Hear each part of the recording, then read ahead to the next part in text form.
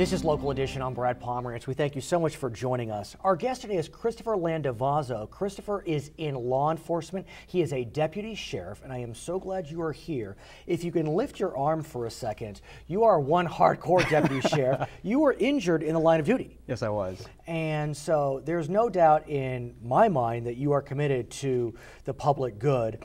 And that's why I wanted to bring you on today, is to talk about your career in the military. Tell me about your 8-year career in the Navy. Thank you, Brad, for having me. Please. In 1996, I joined the United States Navy and was forward deployed to Japan, stationed on board the USS Independence and the USS Kitty Hawk. In that time, I became a Petty Officer First Class and was subsequently selected for the Aviation Enlisted Commissioning Program. And let's talk about that, because that's 8 years into your service. This is an extremely prestigious program, but it would require a 10-year contract. That is correct. And it was at that moment that you had to really dig deep and decide what you want to do. What happened? Well, you know, at the time, Don't Ask, Don't Tell had been in effect through the Clinton administration. And for me, it's, you know, the prospect of signing a contract for 10 years and having a person out me and then losing my entire career. Because you're a proud gay man. Absolutely. And as a result, because you are a proud gay man, you could not sign a contract for 10 years that would have allowed you to serve our nation. That is correct.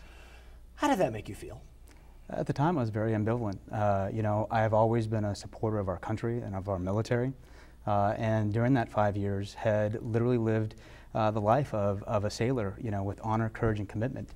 And the fact that I could lose that all within a few seconds of somebody saying or outing me as a gay man definitely was hard to take. So you were discharged honorably. You were not a victim of Don't Ask, Don't Tell.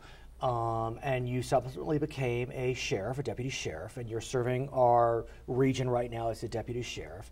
But that being said, you are speaking out. You're here right now about what you believe are the errors of Don't Ask, Don't Tell.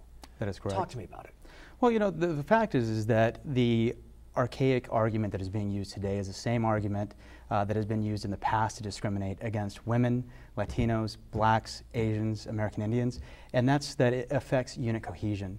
The fact is that time has shown us that each one of those groups has continued to make great contributions to our military, our readiness, and the fact is that gays and lesbians have been a part of that military history and will continue in the future to be. How would you respond to those that would say, it's one thing to have a black guy next to you, it's another thing to have a man next to you that you think may be interested in you, and you may not be interested back because you are not homosexual?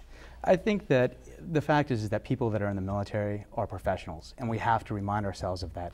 The fact is that these men and women go out there every day to accomplish a mission, and regardless of your sexual orientation, your race, your color, your creed, the fact is that they're all there to accomplish the mission, and that's what they're there for. It appears, and I'm just kind of saying this as just a watcher of Washington politics, that there may be some movement on Don't Ask, Don't Tell.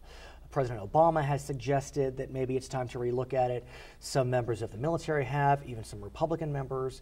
Are you bullish on a potential change for Don't Ask, Don't Tell? You know, I think that, you know, going back to what Obama said during his campaign speech and his run, he eloquently and frequently quoted the fierce urgency of now. And now is a time to literally change our policy so that we can become the leader in the realm of human rights and equality. And I think that right now that you're seeing movement on both sides, but it's not happening quite fast enough. I understand. And I think that the community, the gay community, would like to see that policy of discrimination repealed.